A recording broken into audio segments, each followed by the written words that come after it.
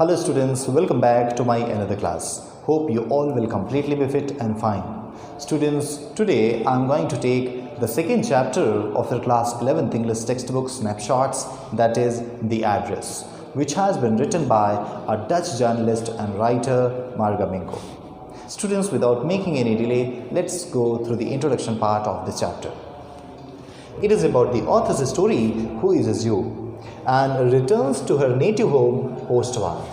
After suffering many losses, she even loses her mother. Further, it is about how she handles the world alone after going through so much pain. Moreover, we learn about the world's cruelty towards the oppressed. She realizes a lesson in a tough way. She also comes to realize that nothing is kept in materialistic things, and she gives everything up. Thus, it shows us about human pain and self-actualization.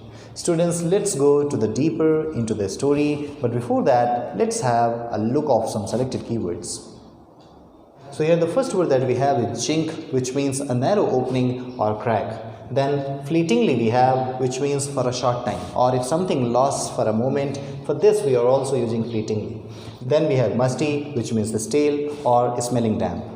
Then we have jammed, which means side post of a window, door frame or fireplace. Then we have lugging, which means carrying a heavy object with great effort. The next word that we have is reprovingly, which means critically, or you can say in a scolding manner. Then beckoned we have, that's a very common word, which means signaled, okay, motioned someone for call or something else. Then cumbersome, if something is cumbersome, that means it is unmanageable, or you can say if something is heavy, for that we are also using this word cumbersome. Poignant means pathetic. If something is pathetic, pitiable, okay, that is what? Poignant. Then we have cardigan, which means a type of sweater. So these were some of the selected keywords of this chapter. Do remember these words, students, and enrich your vocabulary. Now let's move to the summary of this chapter. The story begins with a victim of war who is going back to her native place. It is about a daughter who returns to her home in Holland. She goes there to search for her mother's belongings after the war. When she reaches her native place, she does not receive a warm welcome. She follows the address she has, that was house number 46 in Marconi Street. There, a woman opens the door and refuses to recognize the girl on the door. The author notices the woman wearing her mother's green knitted sweater. Thus, she became surer that she was in the right place. However, the woman did not deny not knowing her mother. Despite the author's resistance, the woman did not entertain her and closed the door. The author was going back, thinking about the bygone days. What do you mean by bygone days, students? Bygone means the past days.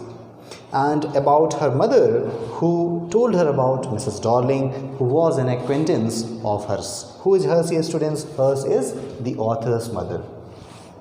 During the war, Mrs. Darling would visit their house. As she was an old acquaintance of the author's mother, so the author's mother handed over all her valuable possessions to Mrs. Darling. And here, when the author comes back to take all her possessions, she was asked to go away by Mrs. Darling. The author goes back once again, and this time Mrs. Darling's daughter answered the door, means she opened the door. She let her in and asked her to wait in the living room. When she came inside, she was horrified as she saw all her mother's things that were arranged in a tasteless manner. Okay, that means they were arranged in a filthy manner here and there. The furniture was ugly and the room had a muggy smell, means a damp smell. It made her disinterested and she wanted to leave the place immediately.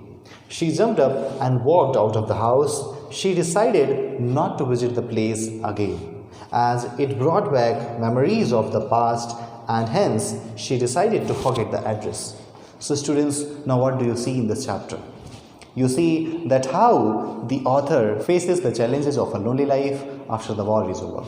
She has already lost her mother, and as she is attached with her mother's things, so when she goes back to Mrs. Darling to claim her mother's things back, Mrs. Darling's cold, indifferent, and discouraging behavior depresses her.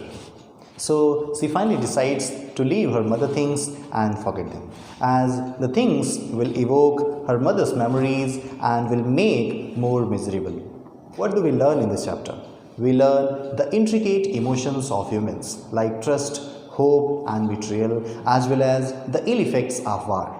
So that's it for now. We'll meet in the next video. Till then, take care and goodbye.